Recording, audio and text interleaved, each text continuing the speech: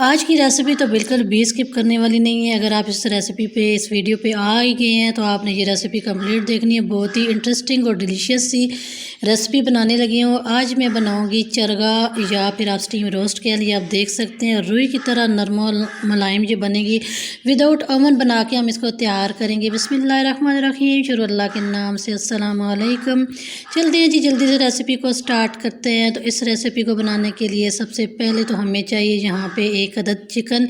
यहाँ पे मैंने तकरीबन 1.5 किलो के करीब लिया है और अभी मैंने इसको अच्छी तरह से धो लिया है, साफ़ कर लिया है। चर्बी वगैरह जो गंद था इसके ऊपर वो सारा उतार के अच्छे से पानी मैंने इसको धो लिया है। अभी हमने यहाँ पे तेज़ सी छुरी के साथ इसकी कटिंग की है। ये आप देख सकते हैं गहरे कट लगाने हैं ताकि हम जो मसाला इसके ऊपर लगाएं, कोटिंग करें, अंदर तक जायका जाना चाहिए। इसकी थाइस पे कटिंग करें और इसकी लेग्स पे भी अच्छी तरह से इस तरह से कटिंग कर लें। गहरे गहरे कट लगाने हैं क्योंकि इसी से ही ये टेस्टी बनेगा।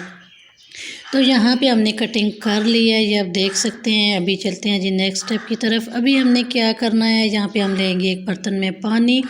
इसमें मैंने आधा कप सिरका डाल दिया है और साथ ही हम तकरीबन 1 चम्मच के करीब इसमें नमक डाल देंगे। इसको मिक्स कर लिया। अभी हम ये चिकन इसमें डिप करेंगे। इसको अच्छी तरह से इसमें धो के तकरीबन हम इसको 15 से 20 मिनट तक इसी पानी के अंदर छोड़ देंगे। जो बाकी का इसके ऊपर ब्लड है या जो भी एक्स्ट्रा चर्बी है, गंद वगैरह, वो साफ़ हो जाएगा।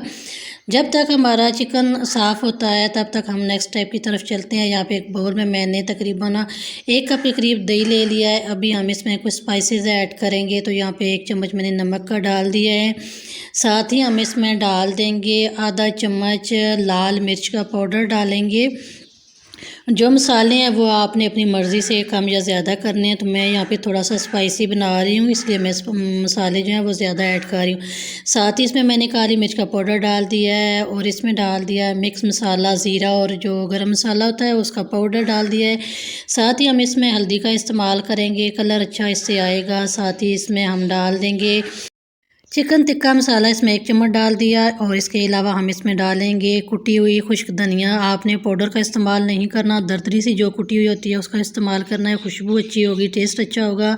साथ ही हम इसमें डाल देंगे जी अदरक लहसुन का पेस्ट और इसके अलावा हम इसमें डालेंगे सिरका। अगर आपके पास लेमन जूस है तो लेमन जूस आप इसमें इस्तेमाल कर सकते हैं। अभी हम इसमें ऑयल का इस्तेमाल करेंगे। तो यहाँ पे मैंने 2 चम्मच इसमें ऑयल का इस्तेमाल किया है। ऑयल का इस्तेमाल करने से जो इसके ऊपर कलर है वो बहुत अच्छा आएगा।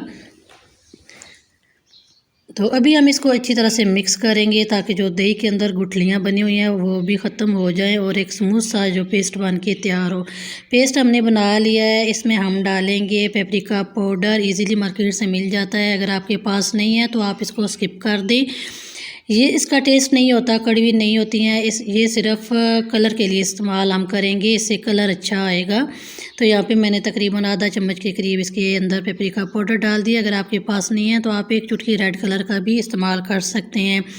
यहाँ पे आप देखें चिकन अच्छी तरह से साफ़ हो चुका है। अभी आप इसका कलर देखें और जब हमने इसको डिप किया था तब इसका कलर आप देखें कि किस तरह था। अभी ये बिल्कुल नीट एंड क्लीन हो चुका है माशाल्लाह से। आप इसका कलर देखें, कलर भी चेंज हो चुका है। तो चलते हैं, अभी हम इसको कोटिंग करते हैं इस मसाले से इसके अंदर। तो अभी हम हाथों की मदद से अच्छी तरह इसके ऊपर ये सारा मसाला लगाएंगे जो हमने इसके ऊपर कटिंग की हुई है, कट लगाए हुए हैं, इसके अंदर तक हमने इस मसाले को लगाना है और चारों तरफ से अच्छी तरह से इसको मसाला लगाना है। इसके अंदर तक भी हम ये मसाला लगाएंगे।